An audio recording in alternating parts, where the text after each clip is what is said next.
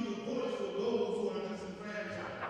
She becomes a voice for those who are veterans, because when our veterans come home, they shouldn't have to worry about being treated right.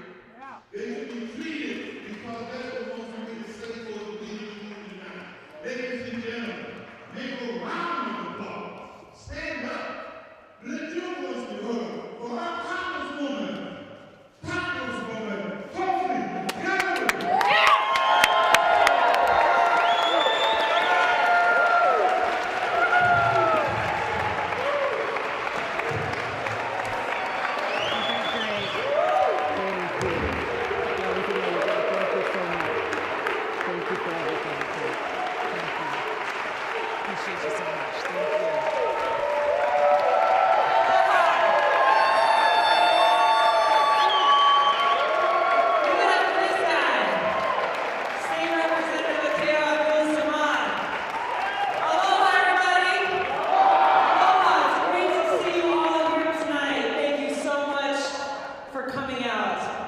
Before we begin, I want to say a few thank yous.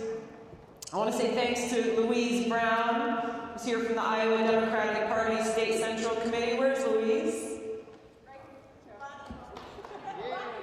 Bonnie, I'm sorry, my bad. My apologies. Thank you so much for being here. I appreciate you sharing a few words. We've got Gil here, who's from the Central Iowa Veterans for Peace. There he is. Thank you so much, Gil. Appreciate you being here. And of course, the one and only Chris Larson from the UAW. There he is. Good to see you again, Chris. Thank you so much for everything. Thank you. And Todd Partridge. Thank you. Beautiful, beautiful song. I heard it from the back. Thank you so much for sharing your aloha and your heart with us tonight.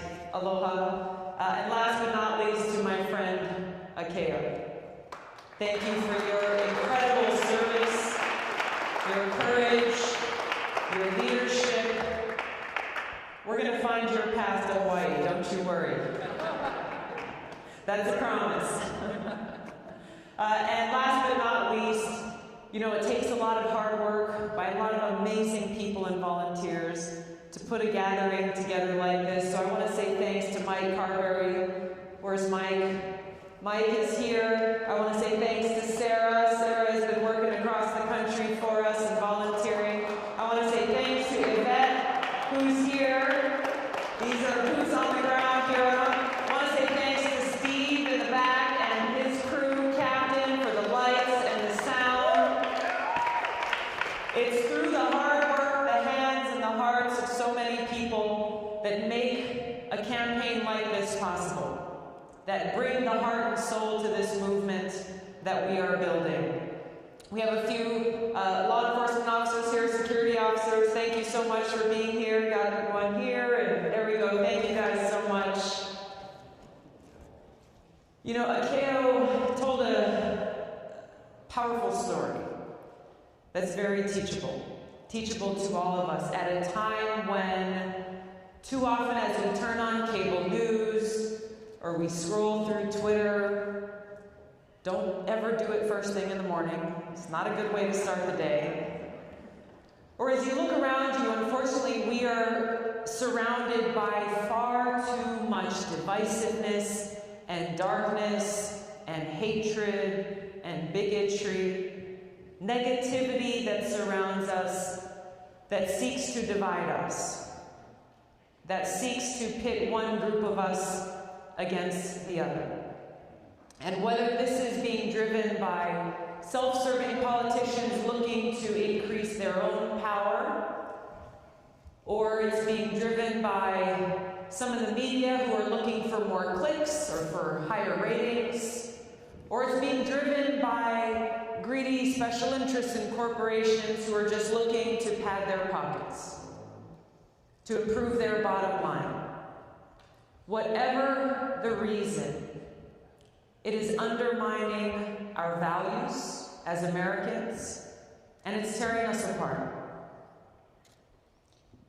We unfortunately see how, over far too long, we find ourselves in a place today where, because of those selfish interests, the vision that our founders had for us of a government of the people, by the people, and for the people has been forgotten.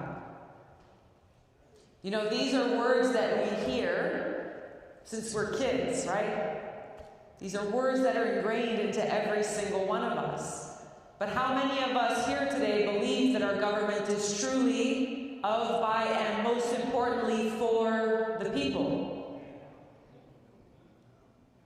We've been left behind. We've been forgotten. And we see this evident in our everyday lives.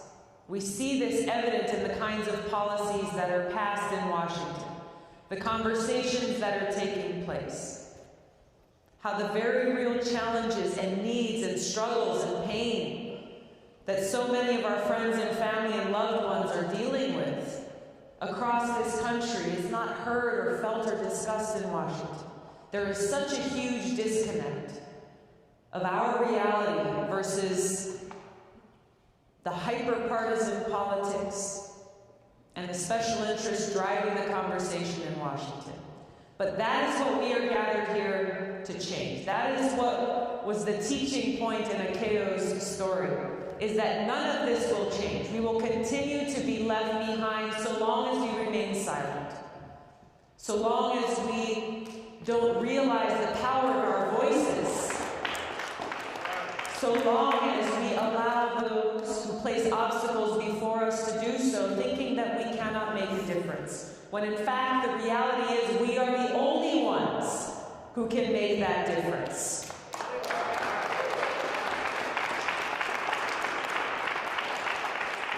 We are the only ones that can bring about that change.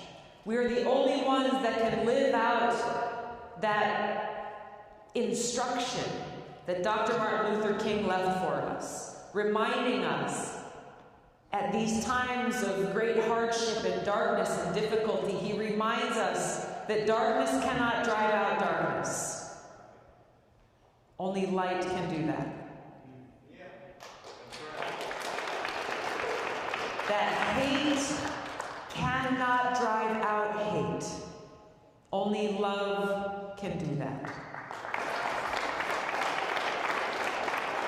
And it is that love. It is that love and care that we have for each other, that love that we have for our country that inspires us, that drives us to stand united as Americans, to speak with one voice against those who seek to divide us, whether it's based on the color of our skin, or where we come from, or how we worship, or who we love.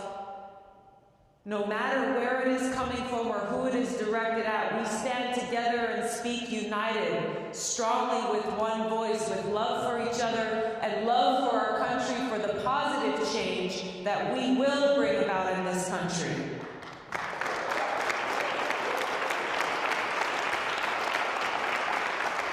The positive change that recognizes that when our friend or our neighbor is sick, we will stand and push to pass for Medicare for all to make sure that no one who is sick in this country is not able to get the care that they need.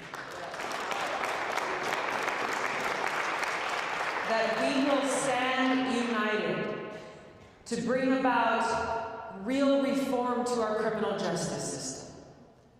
A criminal justice system that tears families apart, that punishes the poor and rewards the rich. Criminal justice system that allows for private prisons that literally profit off of keeping more of our brothers and sisters in those cells. We can bring about real change to end the federal prohibition on marijuana, to end the failed war on drugs. We can bring about real change that truly protects our planet, that addresses the climate crisis that's before us, that makes sure at a very basic level every single one of us has clean air to breathe and clean water to drink.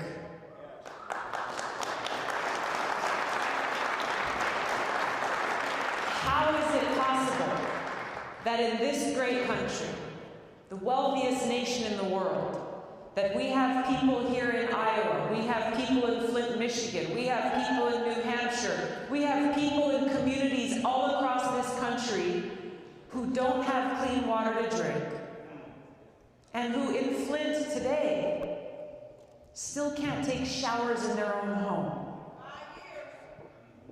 Years have gone by. Flint is no longer in the headlines, but the people there are still being sickened by the water that's coming out of their faucets. How is that possible that this is happening in the United States of America? It is because we, the people, have been left behind. But we are the ones who have the power to change that. We are the ones who have the power to set our priorities straight, to make sure that we are investing in our people, that we are investing in our kids, we are investing in education, that we are paying our teachers to provide them the tools they need to be successful. There are many challenges that we need to deal with. There is no doubt about that. Challenges that impact us all across this country. There's one issue that is central to our being able to make the kinds of bold investments that we need to make. And that issue is the cost of war. The cost of war. I can tell you as a veteran, someone who's deployed twice to the Middle East, I still serve in the Army National Guard today. Now this month is actually my 16th year in service. And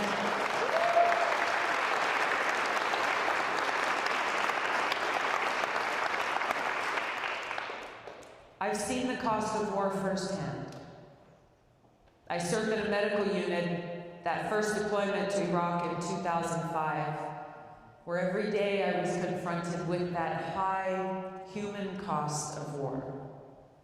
It takes a toll on my brothers and sisters in uniform, the cost of those who we went there with but who did not come home, were never able to say that final goodbye to their loved ones. We see the cost in our men and women who do come home, lay down the uniform, and those who deal and struggle with the scars from wounds that are both visible and invisible, who deal with the terrible statistic of 22 veterans taking their own lives every day in this country. We see the cost of war being borne by those who wore the uniform. We see the cost of war being borne by those who are in these countries like Iraq and Libya and Syria and Afghanistan, the countries where we wage these wasteful regime change wars, where suffering increases, death increases, there is so much destruction. We see the cost of war being borne by our own national security. Our own national security being undermined by these continued wasteful regime change wars, with strengthening of terrorist groups like ISIS and Al-Qaeda. We also see the cost of war being paid for by every single one of us, whether you realize it or not, whether you've thought about it or not. Since 9/11 alone, we, the taxpayers, have had trillions of dollars taken out of our pockets, taken out of our communities, going to pay for these wasteful wars that have not served our interests, have not served the interests of our national security, have certainly not served the interests of the people in the countries where we wage these wars. This cost comes at a price to every single one of us. Every time we are told, sorry, there's just not enough money to make sure that we are paying our working men and women a living wage. There's just not enough money to invest in our crumbling infrastructure. There's just not enough money to make sure that anyone in this country, any American who is sick and in need of care is able to get that care. There's just not enough money to make sure that our kids are getting a quality education. Yet many of these politicians who tell us this every time we say, hey, we need to deal with these challenges, they will not blink an eye as they vote for or advocate for more of these wasteful wars and sending more of our money to wage them. This is what must change.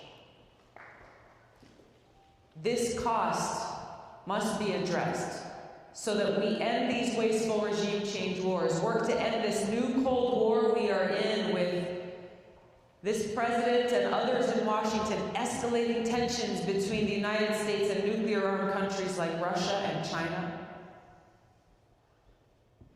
increasing the risk of a nuclear catastrophe, sparking a nuclear arms race as President Trump withdraws from the Iran nuclear deal, making us less safe, as he withdraws from this historic INF treaty, a treaty that was negotiated 30 years ago, that drastically reduced the numbers of missiles and nuclear weapons in the world, drastically reducing the risk of nuclear catastrophe in the world. We find ourselves in a place today because our leaders have failed us. We're at a greater risk of nuclear catastrophe than ever before in history. What does that mean exactly? We're at a greater risk of nuclear catastrophe than ever before. It's hard to wrap your head around what that actually means, the existential threat that that poses. I can tell you, we in Hawaii got a huge wake-up call about what that meant a little over a year ago in Hawaii. Some of you are nodding.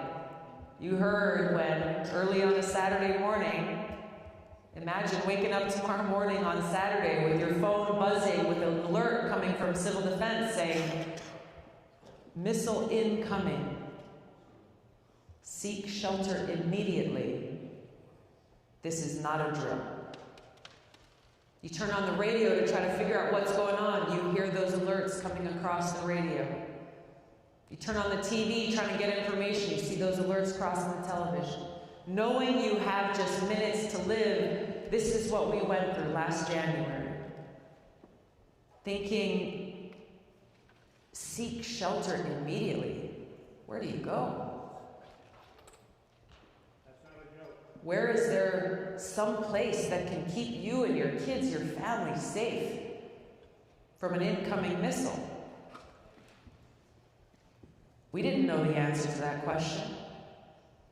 I had a friend of mine who piled all his kids and his wife into the car, and they started driving to the mountains, thinking, hey, maybe we could find a cave to go to. There was a father who talked afterward about how he had one child on one side of the island of Oahu and another child on the other side, and he sat there in that moment thinking, which of my children will I choose to spend the last minutes of my life with? Terrifying. It's terrifying. It's hard to imagine. But this is what we went through over a year ago, and even though this turned out to be a false alarm, we reacted in the way that we did because the threat is real. The threat is real. And I don't share this with you just to bring down the mood tonight. I'm sharing this with you because it's something that we don't often realize. But we must recognize the reality that we're facing in order to change it, because it doesn't have to be this way. It does not have to be this way. This is why it's so important that you are here tonight. This is why it's so important that we stand together, that we stand united, to bend the arc of history away from war and toward peace.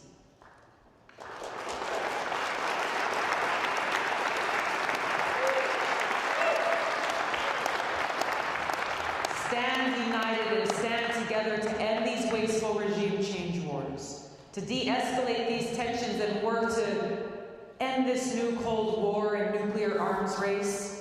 Stand together to take the trillions of dollars that they would continue to spend on these wasteful regime change wars and nuclear arms race and take that peace dividend and invest it in serving the needs of our kids and our people and our communities and our future.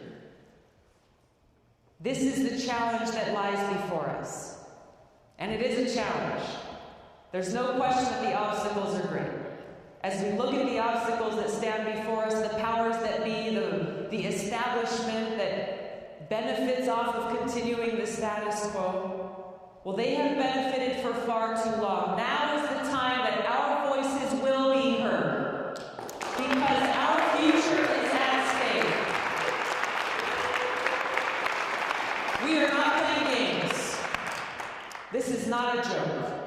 we talk about our future, this is real.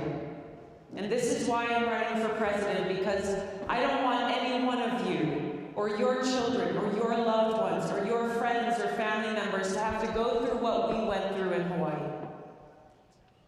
We must stand united with love for each other and love for our country. Joining together to build this movement of peace and prosperity where we are truly building a future with opportunity and justice and respect for all people. Thank you so much for being here tonight. Thank you for your support. Thank you for standing with me in this movement. Aloha. Thank you so much.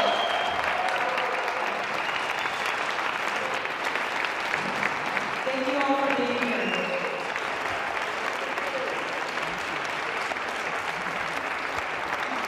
Thank you so much.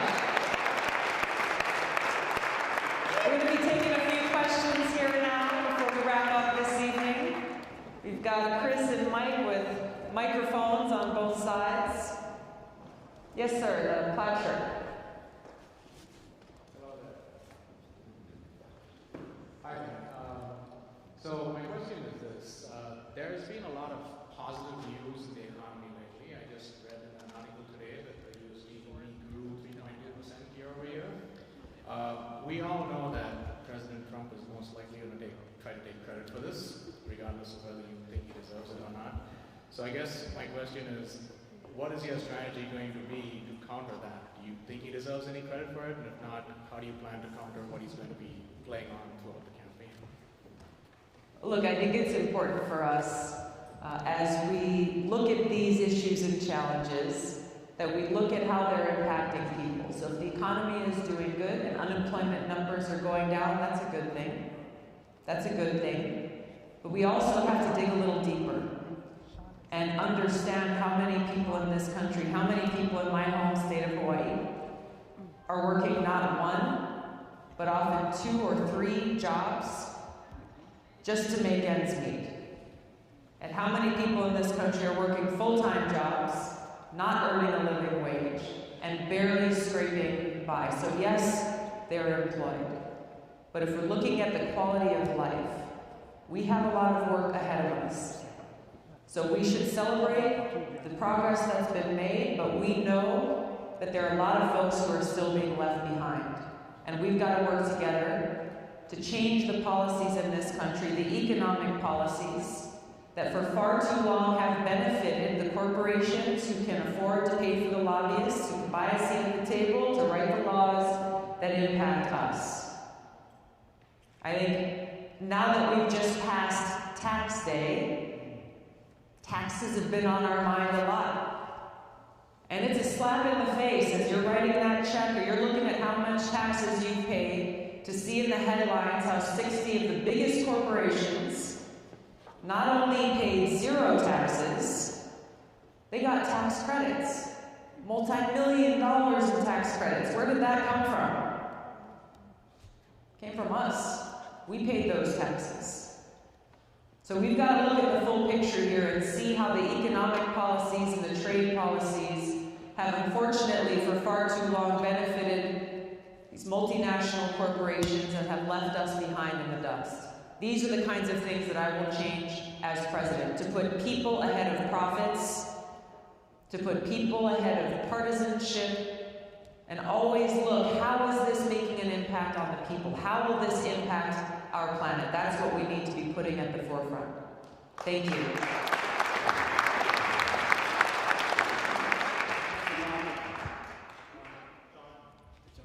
It's an honor to be here with you, Tulsi. I heard about you from all my brothers, Cooperative brothers, and it's been a long struggle for me since 2009. And I want to ask you, we need a commander-in-chief of the military. Too many of my brothers died, deported. We need them home. And we want a sure promise that the day you're the president of the United States, finally you're going to clean this mess us men have made. Please step up to the plate with the pardon papers and pardon all the deported veterans and their families and bring them back home. And from there on,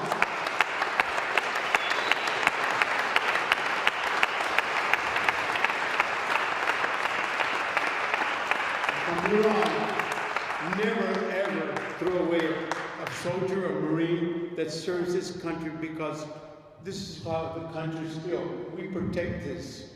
And we want to hear you say those words, please. And we will stand by you, and I will make sure. And the movie producers coming out, I want you to be the one to be there, because you're a sister. You served with me, and I'm your brother.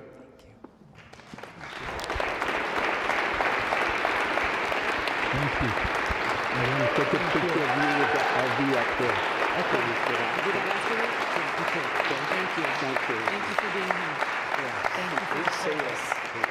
Thank you.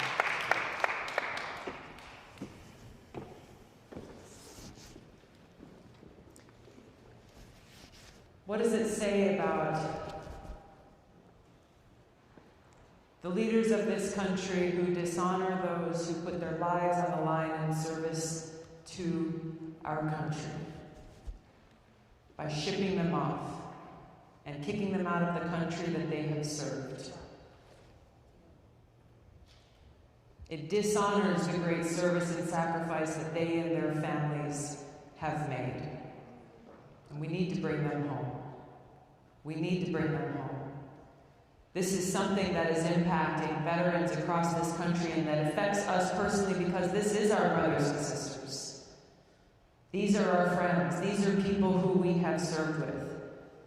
And you know, every year in November, when we're on Veterans Day, when we hear these politicians saying thank you for your service, giving fancy and flowery speeches that sound really, really nice, they don't mean jack unless they're followed through with action. And that has not been happening. Veterans today are still treated like a number. Veterans who come home are still facing unemployment and homelessness, even though our veterans are coming home highly trained, highly equipped, leaders, experienced in making decisions in the toughest, most high-pressure environments, assets to any organization or business that chooses to hire them. Let's recognize that in this country and make it so that our veterans are the first ones that are hired. They recognize that value of that service. Recognizing the value and the sacrifice. Thank you.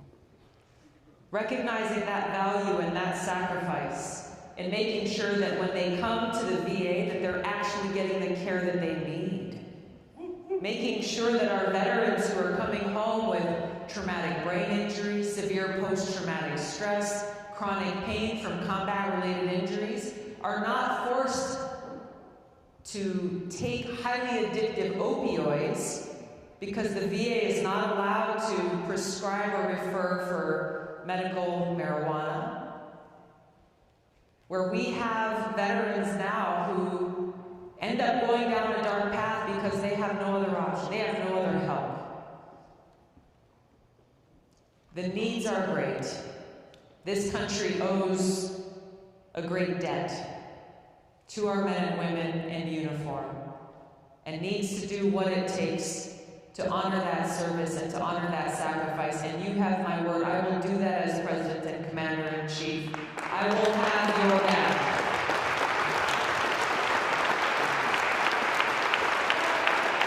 Thank you for your service.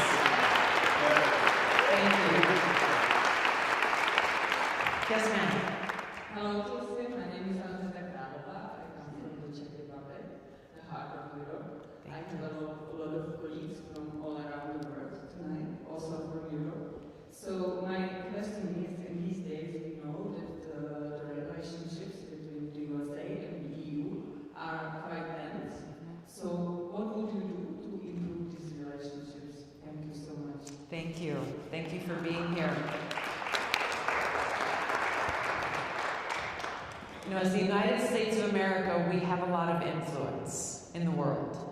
We've got to make sure that we are being an influence and a force for good. Recognizing that it is in our mutual interest for the United States, the American people, and people in countries around the world to build cooperative relationships rather than the approach that this administration has taken, which is one of conflict.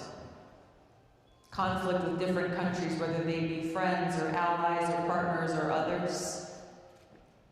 Undermining our own national security and making the world less safe in the process by increasing these tensions, increasing the prospects for conflict. We have to give up this fossilized mentality that exists within this administration that says for the United States and the American people to win, everyone else must lose. That cannot be the case. That cannot be who we are. But we've got to recognize that there are shared and mutual interests that we have in this global community that we live in.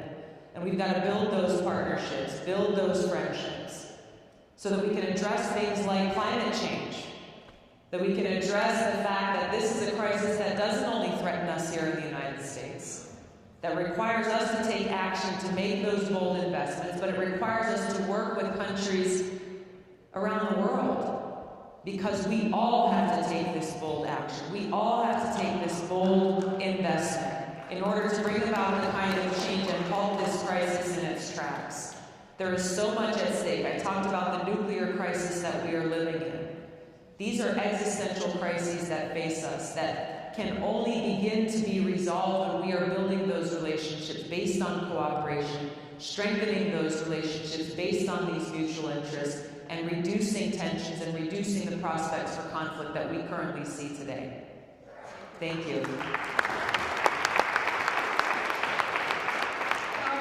My name is Tulsi Gabbard. I want to first say thank you for your service. Thank you so much. And I also want to tell you a little bit something about me. I'm a fast food worker. I've been working fast food for 20 plus years. And my highest wage was $9 an hour. And if I didn't agree to stay at work, they would cut my hours. So I would get kicked in the leg if I didn't work those hours, and I couldn't, because it would hurt my back and my legs, and I would get sick, and I would still have to work, no matter what. If I would call in sick, they would say, no, so you can't call in sick, you have to go to work. So my question is this: would you be able to tell me if you will vote for 15 in the union? And really, I want to enforce union, because our rights have been taken away from us too long. That's right. Because we are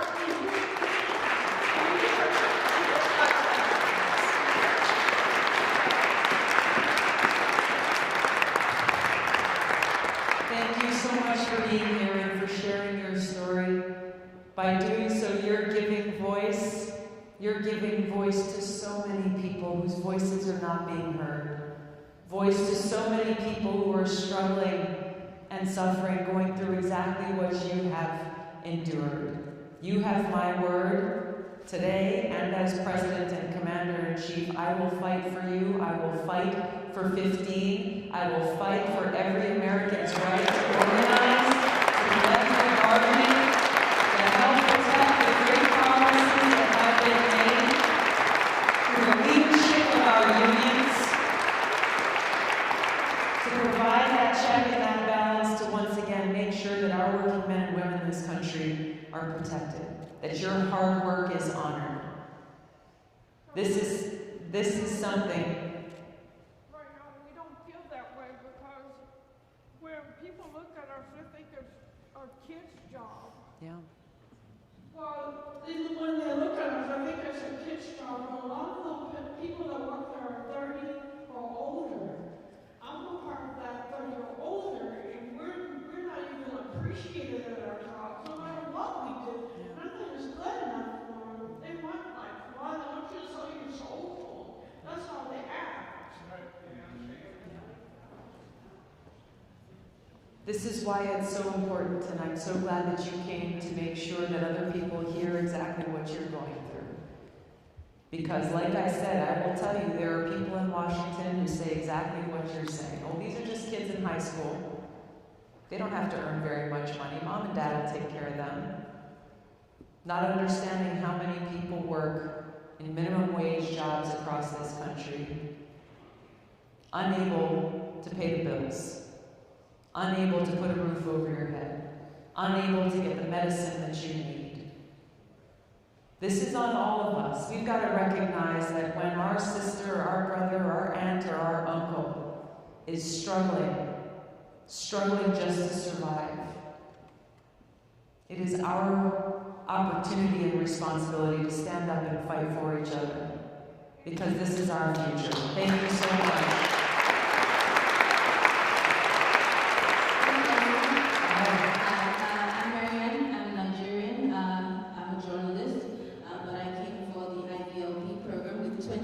Gorgeous ladies from all over the world. Beautiful, beautiful. Thank you all so much for being here.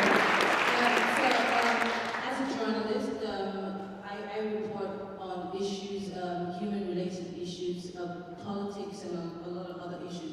But there was a picture that surfaced on the internet about children who were separated from their parents around the border. When you become president, what are you going to do about that? Because, I don't have children, but I know that it's very difficult. I hear that a month later, some 19 or 17 parents are still being detained with immigration. So what are you going to do about that? Because that's the bad picture for the United States of America. Thank you. It is terrible. It's a terrible humanitarian crisis that we're dealing with at the border of this country right now. It is terrible and unacceptable that we still today, even as that news story came out some months ago, still today so many of those children have not yet been reunited with their parents, have not yet been reunited with their families. And what we hear from this administration is, well, we don't know where they are. No, it's not right.